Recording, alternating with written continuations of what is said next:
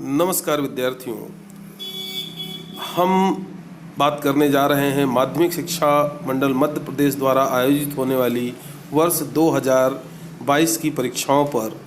यह आपके सामने जीव विज्ञान विषय का नवीन ब्लूप्रिंट है, जिसके अनुसार इस वर्ष परीक्षाओं में प्रश्न पूछे जाने हैं।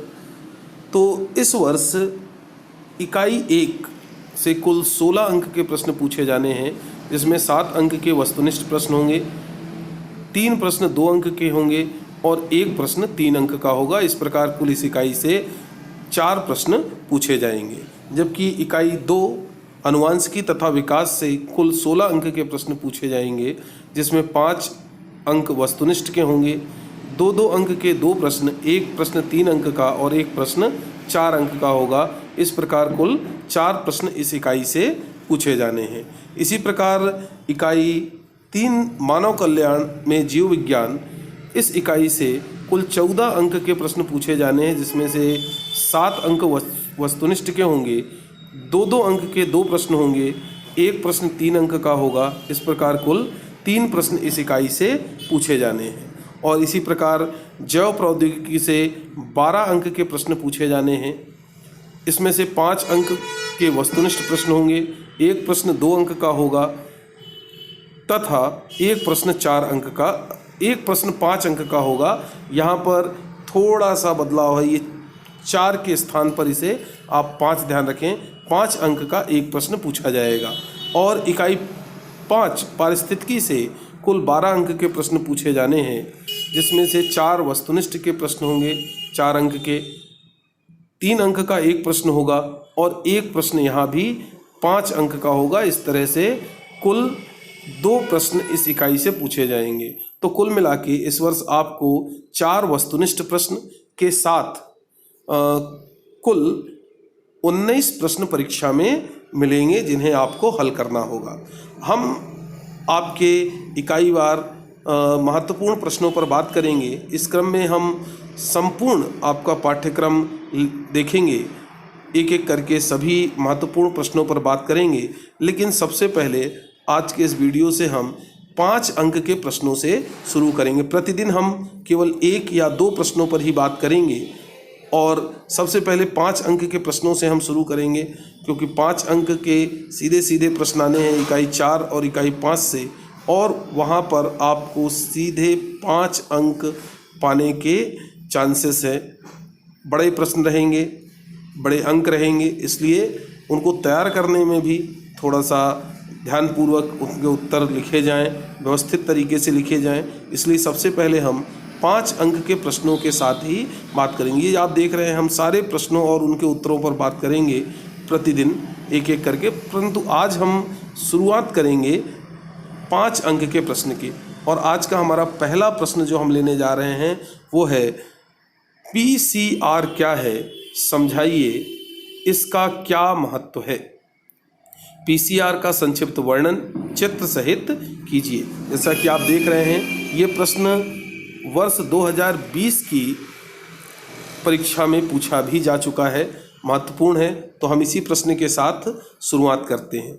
देखिए, PCR जो तकनीक है, इसमें इसका पूरा नाम है पॉलीमरेज श्रृंखला अभिक्रिया। पॉलीमरेज श्रृंखला अभिक्रिया, पूरा नाम भी याद रखना है आपको PCR का, पॉलीमरेज श्रृंखला अभिक्रिया। वह क्रिया जिसके द्वारा वांछित DNA खंड की पर्याप्त मात्रा प्राप्त की जा सकती है, PCR कहलाती है। मतलब DNA के जिस खंड की हम प्रतियां तैयार करना चाहते हैं, उस चुने हुए DNA खंड की प्रतियां हम जिस तकनीक द्वारा बना सकते हैं, उस तकनीक का नाम है PCR। ये जो विधि है, इस विधि द्वारा प्रयोगशालाई परिस्थितियों में वांछित जीन की 1 अरब प्रतियां प्राप्त की जा सकती हैं, 1 अरब तक प्रतियां बनाई जा सकती हैं। ठीक है, बार बार प्रक्रिया को दोहरा करके 1 अरब तक प्रतियां तैयार की जा सकती हैं। देखिए, अब बात करते हैं कि PCR का सिद्धांत क्या है। तो बहुत साधारण सा सिद्धांत है, बहुत सिंपल सरल है। उच्च ताप पर DNA का विकृतीकरण हो जाता है। मतलब यदि DNA को अधिक ताप तक गर्म किया जाए तो DNA विकृत हो जाता है, उसके जो दोनों रज्जुक हैं वो अलग अलग हो जाते हैं। तो दोनों रज्जुक अलग अलग हो जाने पर DNA पॉलीमरेज इनकी प्रतिलिपियां तैयार कर देता है। अतः मूल द्विरुज्यकी अणु प्राप्त हो जाते हैं। इस प्रक्रिया को उच्च ताप पर बार बार दोहराने से डीएनए की अनेक प्रतियां मिल जाती हैं। तो मतलब जितनी बार इस प्रक्रिया को दोहराया जाता है डीएनए की उतनी अधिक प्रतियां प्राप्त की जा सकती हैं। अब बात करें कि जो पीसीआर तकनीक है इसकी आवश्यकता क्या है। इसकी जो मौलिक आवश्यकताएं हैं वो इस तरह से हैं। पहली चीज़, वह डीएनए खंड जिसका आवर्धन होना है वो होना चाहिए। उच्च ताप सहनशील डीएनए पॉलीमरेज TAQ पॉलीमरेज की आवश्यकता होगी। न्यूक्लियोटाइड प्राइमर ओलिगोन्यूक्लियोटाइड होना चाहिए। डीऑक्सीराइबोन्यूक्लियोटाइड तथा Mg++ आयन की यहाँ पर आवश्यकता होती है। अब आगे बात करते हैं कि इसमें विधि क्या है। तो सबसे पहला जो पद है, मतलब पीसीआर जो विधि है ये कुछ चुनिंदा पदों में पूर्ण होती है, जिसमें से पहला पद है डीएनए विकृतीकरण। तो जब हम डीएनए को 94 डिग्री सेल्सियस ताप पर गर्म करने पर डीएनए के जो दोनों खंड हैं, दोनों रज्जुक हैं, वो अलग अलग हो जाते हैं। इसको कहते हैं डीएनए विकृतीकरण, दोनों रज्जुकों को अलग अलग करना। दूसरा है एनीलिंग। इस प्रक्रिया में 2 प्राइमर डीएनए एकल रज्जुक के साथ संकरित हो जाते हैं। यह संकरण ही एनीलिंग कहलाता है। तो जुड़ने की ये जो प्रक्रिया है, संकरण की जो प्रक्रिया है, इसको एनीलिंग कहा जाता है। उसके बाद अगला पद होता है विस्तार का। तो विस्तार में का ये जो पद है, इस पद में TAQ पॉलीमरेज प्राइमर के 3' का प्रयोग कर डीएनए के पूरक रज्जुक का संश्लेषण करता है, उसका निर्माण करने लगता है। प्राइमर एक दूसरे की ओर विस्तारित करते हैं। TAQ पॉलीमरेज थर्मोस्टेबल ताप स्थायी होने के कारण उच्च ताप पर भी सक्रिय रहता है, मतलब ताप बहुत अधिक होने पर भी ये काम करता रहता है। इस प्रक्रिया को बार बार दोहराए जाने से डीएनए की बहुत सारी प्रतियां बन जाती हैं। ठीक है, जितनी बार इस प्रक्रिया को दोहराया जाता है डीएनए की उतनी अधिक प्रतियां बनती जाती हैं। तो ये है डीएनए की प्रतियां तैयार करने की पीसीआर तकनीक, जिसमें 3 मुख्य पद हैं। पहला डीएनए का विकृतीकरण, दूसरा एनीलिंग और तीसरा विस्तार। अब बात करते हैं कि इसका महत्व क्या है। तो पीसीआर तकनीक का एक बड़ा महत्व है कि इस के द्वारा किसी भी डीएनए खंड जीन की मात्रा के आवर्धन में उसकी अनेक प्रतियां प्राप्त करने में पीसीआर आवश्यक है। उसके द्वारा, पीसीआर के द्वारा उसकी अनेक प्रतियां प्राप्त की जा सकती हैं। चित्र पर हम थोड़ी देर बाद विचार करेंगे। दूसरी चीज़, जीनोम के अध्ययन में डीएनए अनुक्रम ज्ञात करने में इसका प्रयोग होता है। तीसरी चीज़, फॉरेंसिक विज्ञान डीएनए फिंगरप्रिंटिंग में आवश्यक है पीसीआर तकनीक। जीनोम में बहुरूपता के अध्ययन में भी पीसीआर की आवश्यकता होती है। ठीक है, तो ये महत्व है पीसीआर तकनीक के। इसके बाद अगला प्रश्न यहाँ आप देख रहे हैं, लेकिन ये अगला प्रश्न हम अपने अगले वीडियो में लेंगे, अगली क्लास में हम बात करेंगे। अभी पहले हम इस पर ये जो इस तकनीक का चित्रात्मक निरूपण है, इस पर हम बात कर लेते हैं। ठीक है, तो आप देख रहे हैं कि यहाँ पर ये जो रीज़न है, ये reason for amplification, that mean वो भाग है डीएनए का जिसकी हमें प्रतियां तैयार करनी है।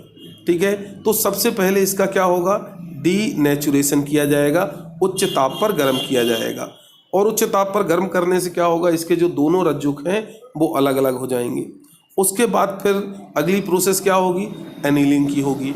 और एनीलिंग की इस प्रोसेस के बाद फिर क्या होगा, डीएनए का एक्सटेंशन होगा, डीएनए की प्रतियां तैयार होना शुरू होंगी। और इस तैयार होने की जो प्रक्रिया, एक्सटेंशन की जो प्रक्रिया है, वो बार बार रिपीट की जाएगी।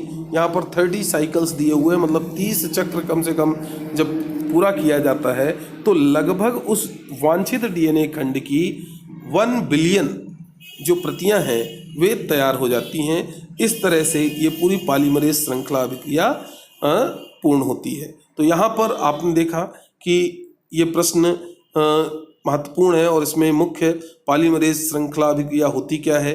तो ये वास्तव में वो अभिक्रिया है जिसके द्वारा वांछित डीएनए खंड की प्रतियां तैयार की जाती हैं। सिद्धांत बहुत सिंपल सा है कि उच्च ताप पर जो डीएनए है उसके दोनों रज्जुक विकृत होकर अलग हो जाते हैं और इसकी प्रतिलिपियां डीएनए पॉलीमरेज के द्वारा तैयार की जा सकती हैं। आवश्यकताएं भी आपने देखी कि वह डीएनए खंड जिसका आवर्धन करना है वो होना चाहिए, उच्च ताप सहनशील डीएनए पॉलीमरेज TAQ पॉलीमरेज होना चाहिए, न्यूक्लियोटाइड प्राइमर, ऑलिगोन्यूक्लियोटाइड, डीऑक्सीराइबोन्यूक्लियोटाइड तथा Mg++ आयन से युक्त माध्यम होने चाहिए। PCR विधि में 3 पद होते हैं, पहला डीएनए विकृतीकरण, दूसरा एनीलिंग, तीसरा विस्तार। और फिर हमने महत्व की चर्चा की कि कौन कौन से मुख्य क्षेत्र हैं जहां PCR तकनीक आवश्यक है। अब इसके बाद जो आपकी स्क्रीन पर अगला प्रश्न दिख रहा है, ये प्रश्न भी हम लेंगे लेकिन अपने अगले वीडियो में। आज के लिए बस इतना ही, यहीं रुकते हैं, फिर मिलेंगे। पढ़ते रहिए।